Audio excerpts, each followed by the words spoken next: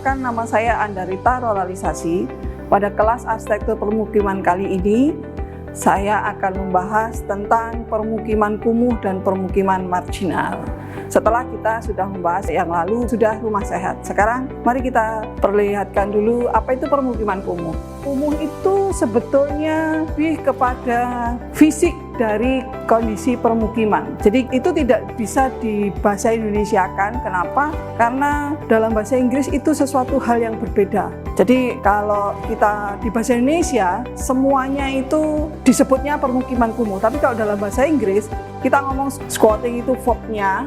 Mereka itu tinggal tanpa izin di lahan bukan miliknya, bisa pemerintah atau swasta, sedangkan orangnya disebut dengan squatter, yaitu kata benda pengganti orang yang tinggal di kawasan yang bukan miliknya. Jadi mereka itu tidak memiliki status kepemilikan tanah. Sehingga kalau kita ngomong bisa disimpulkan sebentar bahwa yang disebut dengan squatter itu adalah orang yang tidak memiliki kepemilikan atas tanah yang ditinggali. Tapi kalau slum, kondisinya itu kondisi fisik yang sangat tidak layak, tetapi mereka memiliki status kepemilikan tanah. Jadi itu perbedaan antara squatter dan slum, dan itu di dalam bahasa Indonesia sama-sama permukiman kumuh. Tapi di dalam pengertian ini kita harus bisa membedakan atas status tanahnya, yaitu apakah mereka ada tinggalnya di squatter atau mereka tinggal di slum. Nah, kenapa ada di dalam kota? Berdasarkan website hdrc.org bahwa slum and squatter itu sesuatu yang ada dalam kota, karena mereka itu mau tinggal di tempat yang kualitasnya rendah, tetapi itu dekat dengan tempat tinggal mereka, dengan pekerjaan mereka, dengan kebutuhan mereka. Walaupun kualitasnya rumah itu sangat jelek, tetapi itu yang mereka bisa dapatkan dengan harga, dengan keuangan, kondisi keuangan mereka. Walaupun mereka itu secara hukum, mereka tidak memiliki status kepemilikan tanah, tetapi mereka memiliki kondisi rumahnya yang jelek tadi. Mereka tidak memiliki akses terhadap infrastruktur seperti air bersih, kemudian mungkin kalau listrik di Indonesia bisa mengakses, tapi contohnya air bersih, tetapi mereka juga bisa mendapatkan itu semua dengan cara mereka sendiri gitu. Jadi contohnya air bersih mereka bisa mendapatkan dengan harga yang jauh lebih mahal dibandingkan kalau kita memiliki rumah sendiri. Jadi mereka tetap mendapatkan air bersih, tapi dari pihak yang ketiga dengan ongkos yang sangat mahal. Kalau kita ngomong permukiman marginal, kita tidak bisa itu sesuatu yang di luar konteks atau di luar perencanaan, tetapi ini permukiman ini sudah ada menurut sejarahnya. Contohnya kampung di kota Surabaya. Mari kita lihat di peta ini bahwa kota Surabaya ini adalah dari Google Map, kota Surabaya itu padat di tengah. Sebelah timur dan barat itu masih banyak penghijauan, ruang terbuka hijau. Nah, yang di tengah ini itu full bangunan yang sangat padat, di antaranya adalah permukiman. Mari kita lihat selanjutnya. Nah, ini ketika di zoom in, maka kita lihat salah satunya.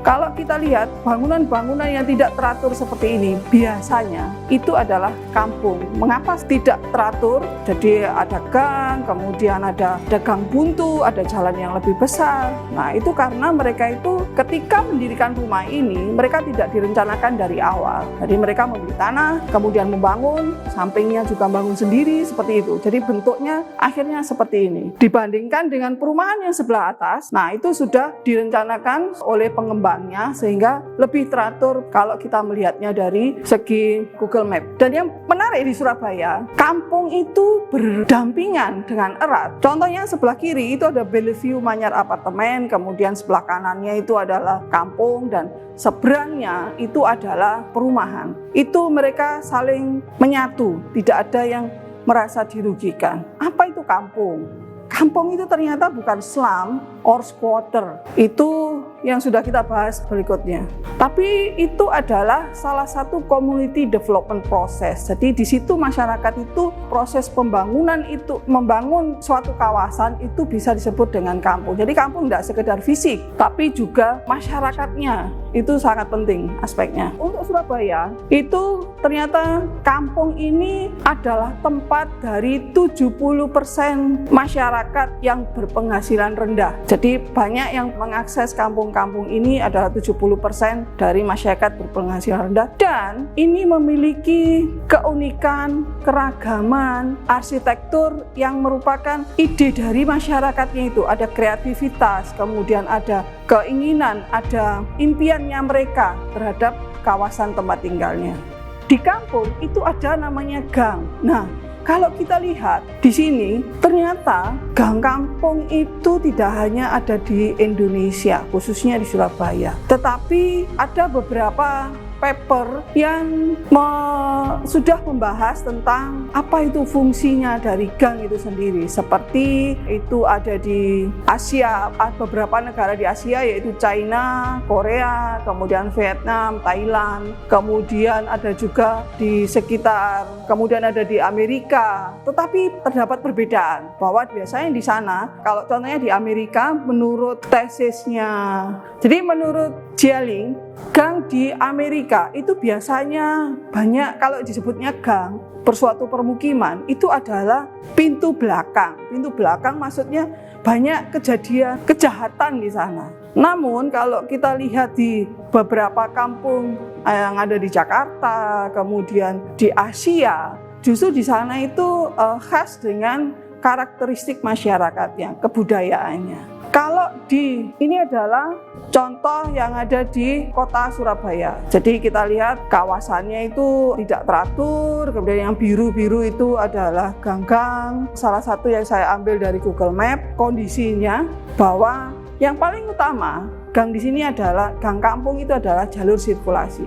Tapi kalau kita lihat lebih dalam, ternyata gang kampung itu tidak hanya sekedar sirkulasi, tapi di situ ada kehidupan. Jadi tempat aktivitas. Mengapa? Apa yang dibicarakan? Apa yang mereka lakukan di sana? Mengapa ini bisa terjadi? Gitu. Ada tempat-tempat yang ditutup menjadi tempat aktivitasnya. Mari kita lihat contohnya ada di gang yang berbentuknya itu klaster. Maksudnya klaster, yaitu gangnya itu akan menemukan pada satu titik tertentu. Gitu. Ini beberapa contoh, ada 16 aktivitas yang dilakukan di gang sini, di sekitar Kampung Seng di Surabaya Utara. Jadi mereka itu ada yang kegiatan tahunan, jadi ada lomba 17-an, kemudian tirakatan dan lain-lain. Dan yang paling utama, yang kegiatan sehari-hari itu mereka itu ngobrol, anak-anak bermain, kemudian menjadi gudang, menjadi dapur, kemudian tempat laundry, kemudian juga sebagai tempat ruang tamu.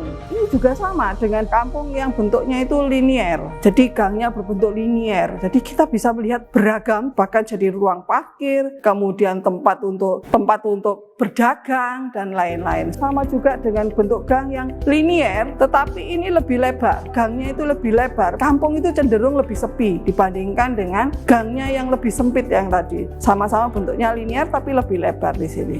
Dari pembicaraan tadi, apa sih karakteristiknya? Kenapa gang kampung itu bisa sangat hidup? Yang pertama, itu dipengaruhi oleh kondisi fisik gang. Yang tadi ada linier, ada kemudian lebarnya berapa, kemudian ada yang klaster, kemudian aktivitas penduduknya itu macam-macam tadi, itu kondisi fisik gang. Ternyata yang ramai tadi itu adalah gang-gang yang tertutupi oleh bayangan.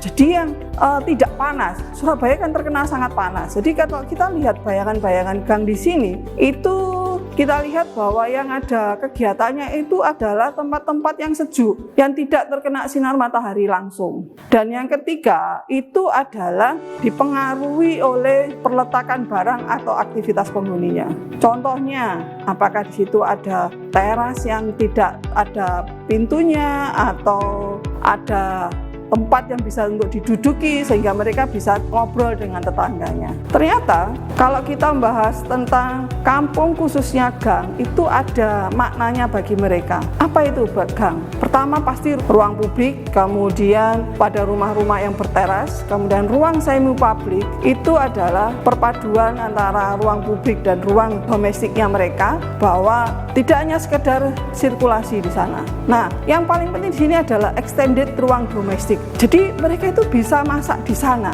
bisa jadi ruang tamu. Itu yang disebut dengan extended ruang domestik. Jadi ruang domestik, ada penambahan ruang domestik ada di gang. Nah, itu bisa terjadi jika mereka itu kenal dengan tetangganya. Sifat dari tempat aktivitas di gang tadi itu ternyata adaptable, yaitu sesuai dengan aktivitas pengguna, kemudian fleksibel, itu bisa berubah sesuai dengan perubahan perilaku penghuni, jadi tidak direncanain dari awal, dan yang terakhir itu negotiable. Jadi jika terhadap ada perbedaan kepentingan, contohnya ada yang punya hajatan, kemudian yang lain tidak bisa masuk ke rumahnya, itu sebetulnya tidak apa-apa. Mereka tetangganya tidak merasa dirugikan. Itu yang disebut dengan negotiable. Kesimpulannya bahwa ternyata gang itu adalah salah satu alternatif ruang publik di kampung perkotaan. Kemudian di situ ada hubungan sosial antar penghuninya, dan kelebihannya ternyata ini efektif dan efisien karena bisa terjadi pada kampung-kampung yang padat penduduk sehingga tidak diperlukan ruang publik khusus dalam sebuah permukiman. Jadi itu